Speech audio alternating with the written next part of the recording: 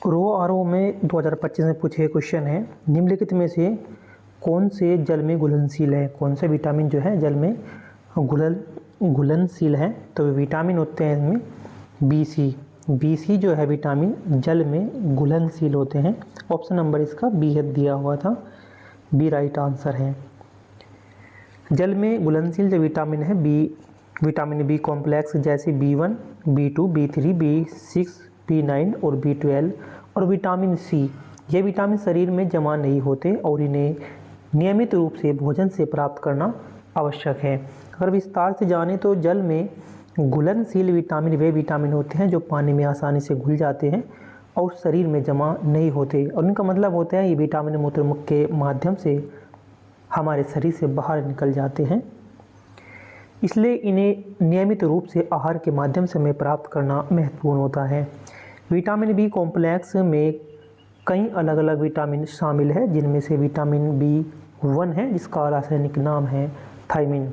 यह कार्बोहाइड्रेट के चयापचय में महत्वपूर्ण भूमिका निभाता है। विटामिन B2 इसे बोलते हैं राइबोफ्लोविन, यह ऊर्जा उत्पादन और कोशिका वृद्धि में शामिल है। विटामिन B3 इसे बोलते हैं नियासिन, और यह DNA की मरम्मत और कोशिका कार्यों में शामिल है। विटामिन B6 इसे बोलते हैं पायरिडोक्सिन,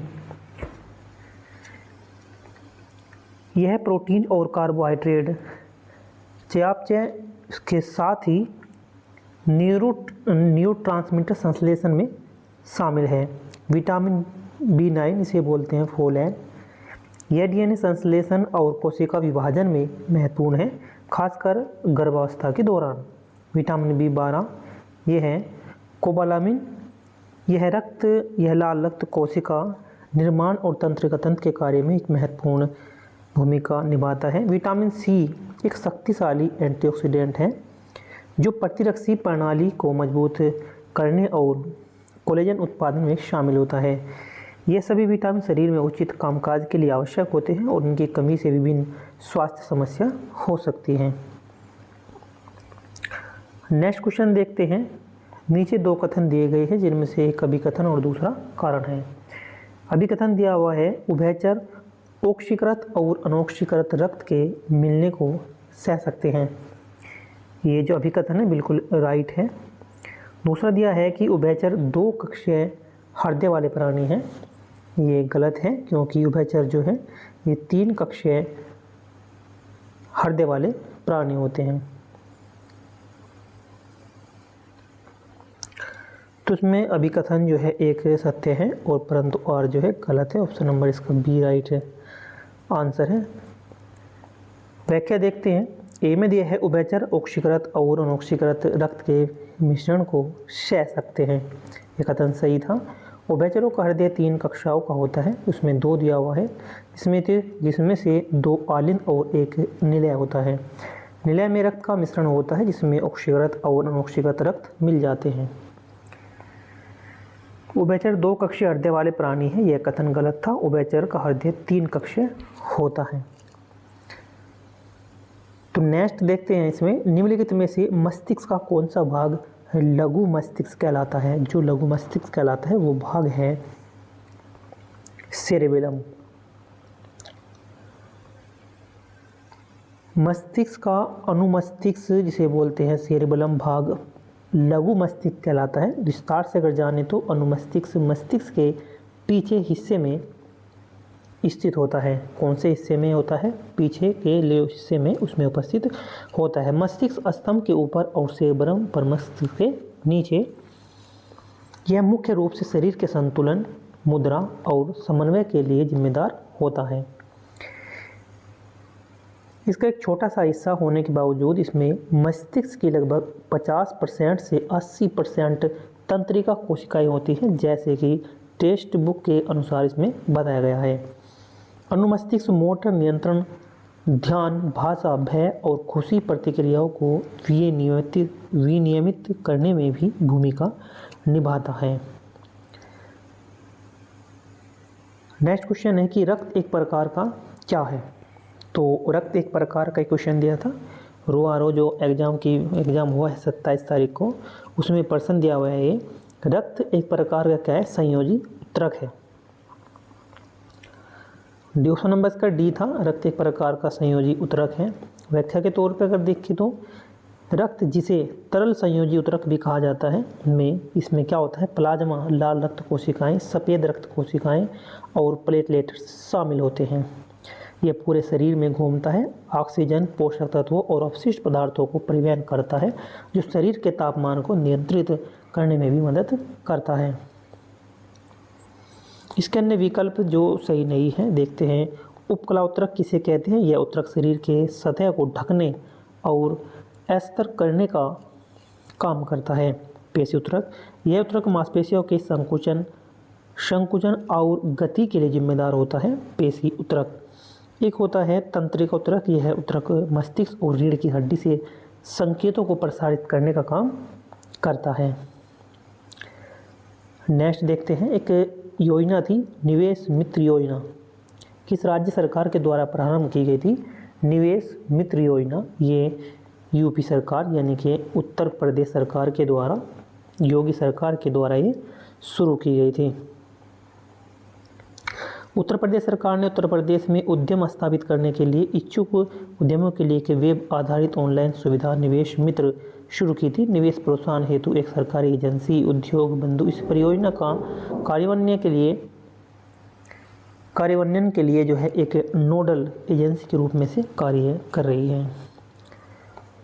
दिसंबर 2024 के अंत तक भारत का जो विदेशी मुद्रा भंडार है वो कितना था?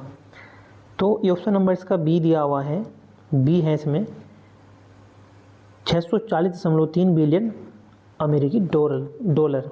ये जो है दिसंबर का हर 3 महीने बाद जो है ये अपडेट होता है विदेशी मुद्रा भंडार। तो भारत का कुल विदेशी जो मुद्रा भंडार है 27 दिसंबर 2024 को 640.3 बिलियन अमेरिकी डॉलर के सर्वकालिक उच्च स्तर को छू गया था। एक नेक्स्ट क्वेश्चन है, अबुल फजल द्वारा एक लिखी गई अकबरनामा की तीसरी जिल्द का नाम क्या है? तो तीसरी जिल्द का नाम है Ain i Akbari, option number A. Akbarnama की तीसरी जिल्द का नाम है आइन अकबरी। इसे अबुल फजल ने लिखा है और यह अकबर के शासनकाल के प्रशासनिक और सामाजिक विवरणों को प्रस्तुत करता है। आइन अकबरी अकबरनामा का तीसरा और अंतिम भाग है जो मुगल साम्राज्य के प्रशासन, राजस्व प्रणाली, सैन्य व्यवस्था और भूगोल का विस्तार सर्वजन करता है। इसमें अकबर के दरबार, सामाजिक रीति रिवाज और उस समय के विभिन्न पहलुओं का भी उल्लेख है। क्वेश्चन दिया है कि 1539 में अपनी मृत्यु के पूर्व जो बाबा गुरु नानक ने अपना उत्तराधिकारी किसे चुना था? तो इसका ऑप्शन नंबर इसमें डी है सही, इसका आंसर गुरु अंगद को इसमें चुना था। तो 1539 ईस्वी में अपनी मृत्यु के पहले ही बाबा गुरु नानक ने गुरु अंगद भाई लहना को अपना उत्तराधिकारी नियुक्त किया गया था। विस्तार में अगर जाने तो गुरु नानक ने अपना उत्तराधिकारी के रूप में भाई लहना को चुना और उन्हें गुरु अंगद का नाम भी दिया गया। अंगद का अर्थ होता है मेरा अपना अंग या शरीर का कोई हिस्सा, जो दर्शाता है कि गुरु अंगद गुरु नानक के आध्यात्मिक उत्तराधिकारी थे। और गुरु अंगद 1539 में गुरु नानक की मृत्यु के बाद सिख धर्म का नेतृत्व इन्होंने संभाला। नेक्स्ट क्वेश्चन देखते हैं कि भारत में जो सबसे बड़ी अर्थव्यवस्था है किस राज्य की है? जो भारत में सबसे बड़ी अर्थव्यवस्था है वो है आपकी महाराष्ट्र की। भारत में सबसे बड़ी अर्थव्यवस्था महाराष्ट्र की है। 2024 तक महाराष्ट्र भारत का सबसे बड़ा सकल राज्य घरेलू उत्पाद GSDP वाला राज्य है और यह भारत की सबसे बड़ी अर्थव्यवस्था है। नेक्स्ट है, निम्नलिखित में से विश्व का सबसे बड़ा स्तूप कौन सा है? कितना अच्छा क्वेश्चन दिया हुआ था। तो केसरिया स्तूप जो है ये बिहार में है। केसरिया स्तूप ये सबसे बड़ा स्तूप है विश्व का। दुनिया का सबसे बड़ा स्तूप केसरिया स्तूप है जो भारत के बिहार राज्य के पूर्वी चंपारण जिले में स्थित है। ये एक प्राचीन बौद्ध स्तूप है। इसे दुनिया का सबसे ऊंचा उत्खनित स्तूप माना गया है। नेक्स्ट क्वेश्चन देखते हैं। 20वां क्वेश्चन है कि भारतीय संविधान के किस अनुच्छेद के अनुसार किसी भी नागरिक को केवल धर्म, मूल वंश, जाति, लिंग, वंश, जन्म स्थान के निवास या इसमें से किसी भी आधार पर राज्य के अधीन किसी भी नियोजन पद के संबंध में अयोग्य नहीं ठहरा जाएगा या उसके साथ भेदभाव नहीं किया जाएगा। ये कहा गया है अनुच्छेद 15 में, अनुच्छेद 15 में इसे कहा गया है। अब अनुच्छेद, ये राज्य किसी भी नागरिक के विरुद्ध केवल धर्म, मूल, वंश, जाति, लिंग, जन्म स्थान में किसी भी आधार पर भेदभाव नहीं करेगा। ये अनुच्छेद कहा गया है 15 में। अब देखते हैं अनुच्छेद 16 के क्लोज 4 में क्या कहा गया है कि भारतीय संविधान का एक महत्वपूर्ण प्रावधान है जो सरकारी नौकरी में पिछड़े वर्गों के लिए आरक्षण की अनुमति देता है। यह अनुच्छेद राज्य को यह अधिकार देता है कि पिछड़े वर्ग के नागरिकों के लिए नियुक्ति या पदों का आरक्षण कर सकती है यदि किसी राज्य की राय में उन वर्गों का सेवाओं में पर्याप्त प्रतिनिधित्व नहीं है। एक अनुच्छेद है, अनुच्छेद 16 का क्लोज 2 है, तो इसमें भारतीय संविधान का एक महत्वपूर्ण हिस्सा है जो सार्वजनिक रोजगार में अवसर की समानता से संबंधित है। ये और अनुच्छेद 16(1) में दिया गया है, 16 के 1 में दिया गया है कि अवसर की समानता के सिद्धांत को और स्पष्ट करता है, सुनिश्चित करता है कि किसी भी नागरिकों को केवल धर्म, जाति, लिंग, वंश और जन्म के स्थान पर राज्य के अधीन किसी भी पद के लिए अयोग्य नहीं ठहराया जा सकता। ये अनुच्छेद आर्टिकल 16 के 1 में कहा गया है, उसके साथ भेदभाव नहीं किया जा सकता।